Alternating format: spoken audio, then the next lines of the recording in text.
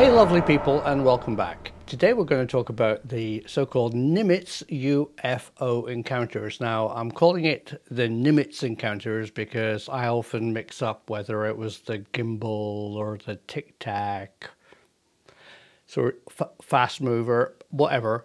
We're just going to call it the Nimitz UFO encounter story. And I found something quite interesting. So viewers that follow this channel know that I used to work for broadcast television, and in fact I'm a film editor, and so quite often people turn up in your cutting room with you know, a piece of data on a card or something and say, you know, here's our footage, and I'll shove it into the computer and check it, and I'll go, what's this, some kind of like copy of a VHS? Don't you have the master copy? And they go away and get it, or we buy it, or whatever. And that's my approach today to the Nimitz UFO encounter footage, because it raises a whole bunch of questions. Question number one, why is the footage so blurry? So many people have approached me and said, why isn't there a really clear, sharp, with modern photographic equipment and even cell phone technology, a really good, sharp picture of a UFO? Yeah, good question. So I wanted to answer that question with the famous Nimitz footage. It's really important stuff, but it's about 200 lines by, I mean, it's really poor quality. And the first thing that you'll notice is that the HUD, the head-up display, that's what the pilots see in the cockpit, you know, their airspeed, where the camera's pointing, those lines are also blurry. So that implies that the footage that was released somehow is either heavily compressed or multiple analog copies have been made to the point where not only is the weird stuff, the UFO blurry, but the head-up display data is also blurry. Why did that happen? And of course, is there a high-resolution copy out there? Well, this was a dive down a very interesting rabbit hole, so follow along carefully. So I contacted the copyright holders of the footage, and they confirmed that their copy is the best quality that the Navy received. And something I'm going to do today is measure it. I mean, I know that sounds a bit specific, to use a polite word, but how many frames are there out there? And this is the master frame count. And this is the stuff we normally see. So you can see that there are variations because there could be a single frame which clearly suddenly shows a UFO in its full glory. And then two, I wanted to get to the bottom of the resolution of the images. And the first question is this the best the Navy has? Well, the answer is definitely not. I contacted the people who make the camera. So this is a FLIR, or forward-looking infrared camera, and it's made by a company called Raytheon. So I contacted their media department, and they sent me a kind of frequently asked question email in reply. They included this, which is their history of their FLIR, or forward-looking infrared cameras. They've been out for a while, and originally, because they're working infrared, you got Mr. Blurry image, and then you got Mr. Slightly Better image, and then right at the end of the tape, they didn't include much footage, because I'm sure some of it's kind of classified, the actual resolution, but they hinted by these two images of how good the modern FLIR system really is. Have a look at this. So the thing that I can see clearly from both of these stills are that the head-up display, the telemetry information, which is obviously on the display in the cockpit or the tank or whatever device you're looking at it in, is sharp. So the next thing I wanted to understand is, what is the procedure for an F-18 pilot and ground crew with FLIR imagery? I mean, the cameras on the plane, you probably want to record its output. Is it recorded onto a hard drive? Is it recorded onto some kind of data tape, like a DAT or some kind of 8mm data tape? Both of those have been mentioned. Does it switch on automatically with wheels up and wheels down and leaves the pilot to do nothing? Or is there a switch in the cockpit which goes, record this? And if you know that answer because you work in the Navy, please let me know. Because obviously there was removable data and ground crew took either a tape, a digital tape, noughts and ones, or a hard drive out of the F-18s and looked at the footage on board ship.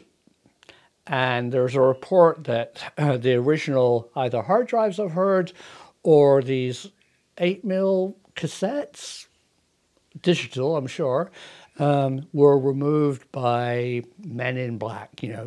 Somebody came on board ship and took the originals. So a real plea to US Navy people, what's the actual procedure for using the data, recording the data from airplanes using the FLIR? What kind of format is it recorded on? And if you want to tell me what resolution it is, that would be great.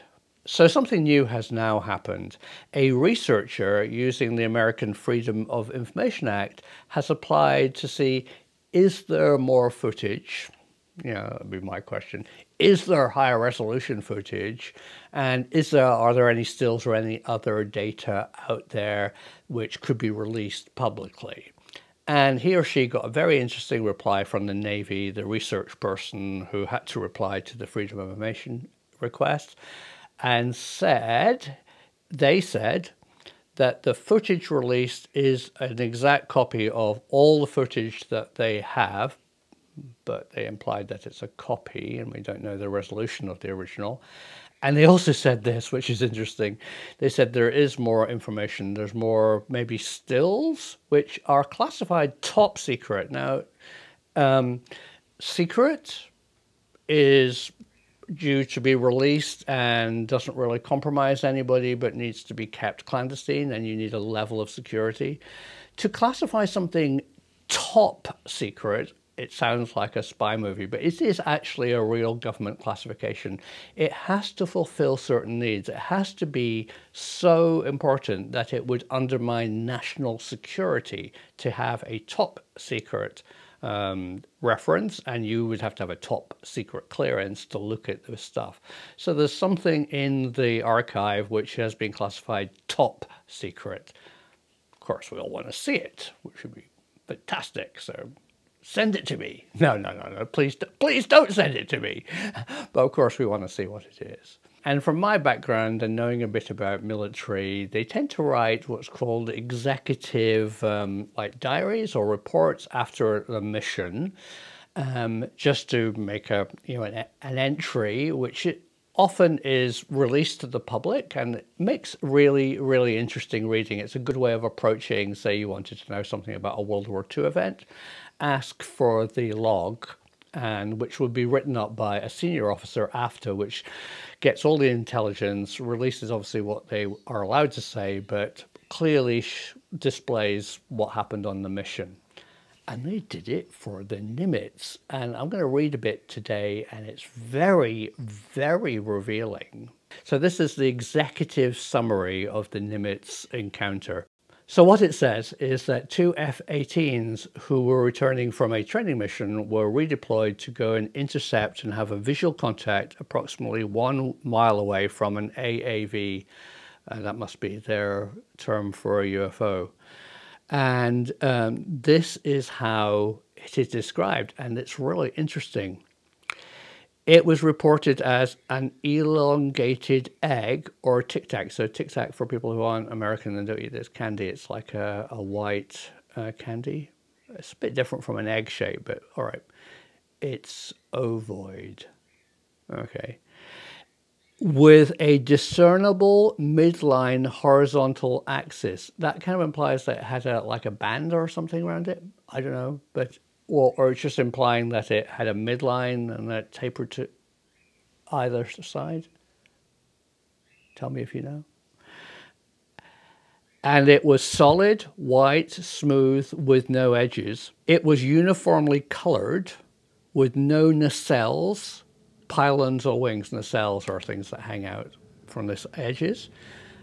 And this bit, I think, is, I'm just going to put this down because this is really fascinating. And the craft was 46 feet long. Hang on. Just stop. 46 feet long, not 45, not 47, but 46.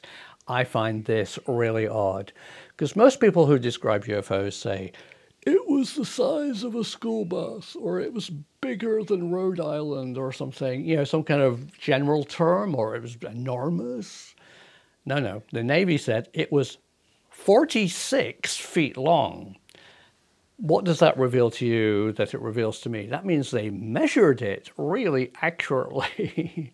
You know, so there must be data out there that has a graticule to actually, they must have measured the footage that the F-18 pilots returned with to get the exact size measurement.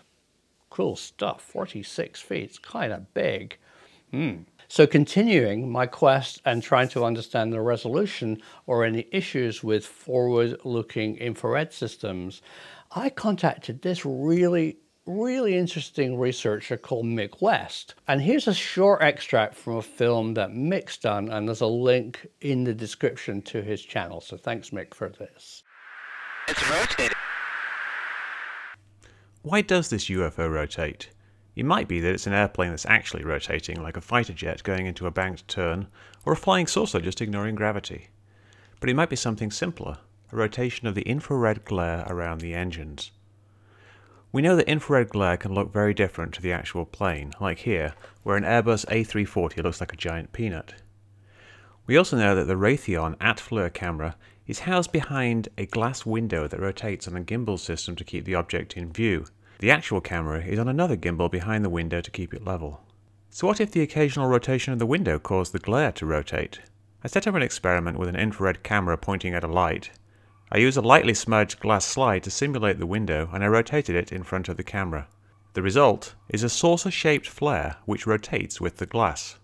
So while this doesn't prove the UFO is just a distant plane with some infrared glare, it's certainly a possibility to consider. For more on this, visit the Metabunk thread linked in the video description.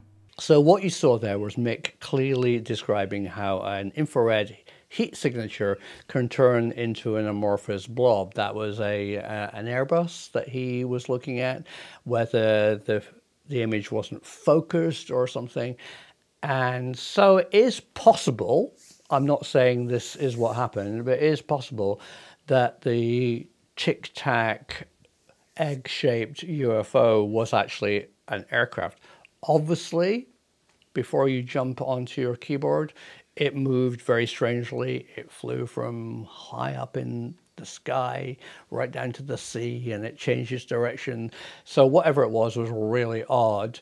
But I'm saying it is possible, just possible, stay with me here, people, that the blurry image was just a blurry FLIR image.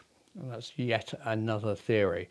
So I hope all that was interesting, and I will continue my research, and I really want to hear from Navy people about the procedures used for recording FLIR imagery on board their aircraft and how the data is processed afterwards. And of course, if you have access to higher resolution or longer footage, send it to me because I'd like to see it. The truth is out there.